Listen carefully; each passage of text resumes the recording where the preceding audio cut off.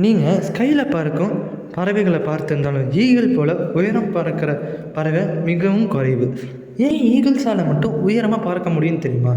So இந்த வீடியோவில் நீங்கள் கடைசி வரைக்கும் பாருங்கள். இன்ட்ரெஸ்டிங் ஃபேக்ட்ஸும் ஏன் அதால் அவ்வளோ உயரம் பறக்க முடியுங்கிறதையும் சொல்கிறேன்.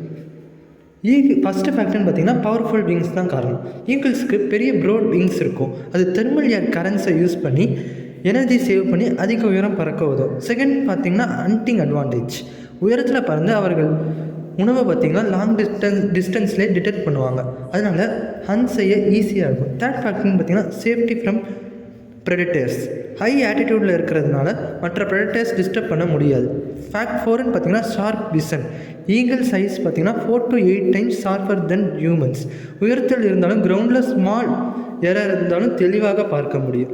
ஃபேக்ட் 5ன்னு பார்த்திங்கன்னா சிம்பிள் ஆஃப் பவர். எவாலுவேஷனால் அவர்கள் ஸ்கை டாமினன்ஸை ரெப்ரசன்ட் பண்ணி சர்வே பண்ணாங்க. அதனால் கல்ச்சர்ஸில் ஈகிள் பவர் சிம்பிள் ஆனது. அப்படின்னா ஈகிள்ஸ் உயரம் பறப்பது அதுங்களோட wings power, hunting advantage, predator safety, sharp vision மற்றும் எவாலுவேஷன் காரணம் தான். இந்த அமேசிங் ஃபேக்ட் உங்களுக்கு பிடிச்சிருந்தால் லைக் பண்ணுங்கள்.